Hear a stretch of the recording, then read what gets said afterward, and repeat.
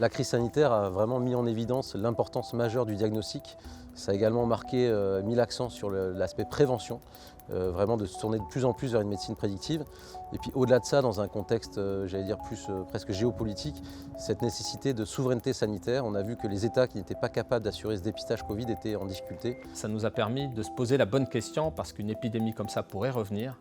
Quelle organisation des soins demain il faudrait mettre en place ? La crise a montré que le domicile était devenu un lieu de soins. Aujourd'hui, les hôpitaux vont devenir des plateaux techniques. Face à l'évolution démographique, à l'évolution des pathologies chroniques, un groupe comme Santé Compagnie accompagne aujourd'hui les patients post-hospitalisation à leur domicile. Nous gérons plus de 200 000 patients traités à domicile sur des pathologies chroniques et aiguës. Nous sommes partenaires des pouvoirs publics, des hôpitaux. Nous avons une organisation aujourd'hui nationale avec plus de 100 agences, plus de 2300 collaborateurs.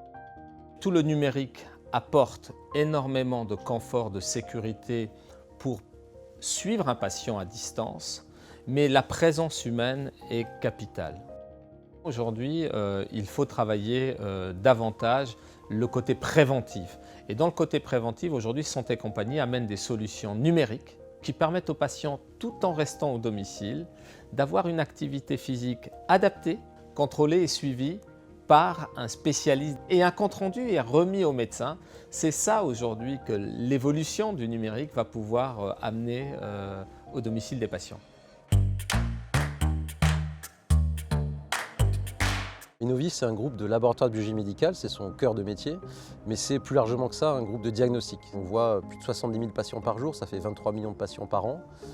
Il y a un peu plus de 7 000 salariés. C'est un groupe qui est réparti sur 25 laboratoires en France métropolitaine et dans les dom-toms, également des laboratoires en Afrique et prochainement dans les pays du Golfe. C'est 20% de la biologie française. Donc c'est un groupe qui est relativement jeune, qui a 10 ans d'existence, mais qui se développe énormément et qui est très poussé, notamment sur le domaine de l'innovation, qui est notre ADN. Innovis, c'est innover pour la vie. On a des pôles de biologie classique, de routine, évidemment la biologie d'urgence, mais également des pôles de spécialité, que ce soit sur la fertilité. On a le premier réseau de fertilité français et qu'on va développer cette expertise aussi dans d'autres pays, comme au Maroc par exemple, dans le domaine de la génomique, dans le domaine de la biologie vétérinaire, dans le domaine de l'anatomopathologie. Et l'innovation, ça se traduit comment aussi chez Innovis, c'est la collaboration avec des sociétés, des jeunes pousses. Et là, notamment avec une jeune pousse marseillaise, on a élaboré le premier test de diagnostic d'Alzheimer à partir d'une simple prise de sang. Donc c'est un test qu'on est en train d'accompagner, qui prend son essor en France, et c'est une exclusivité mondiale qu'on a mis au point là, sur l'année dernière. Et puis également toute la médecine de demain, notamment la téléexpertise ou la téléconsultation.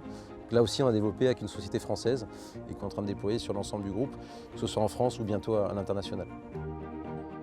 Aujourd'hui, le numérique permet d'avoir une prédiction du risque, et donc à nous et aux professionnels de santé de réinventer grâce au numérique des parcours préventifs de soins. L'idée est toute simple, c'est de dépister le plus précocement les gens de manière à ce qu'ils vivent le plus longtemps possible et le mieux possible. Ça génère aussi des économies de santé, évidemment du bien-être pour nos patients. Tous ces enjeux-là de vieillissement de la population, de basculer sur de la prévention, sont vraiment les enjeux de demain qui ont été confirmés par cette crise sanitaire.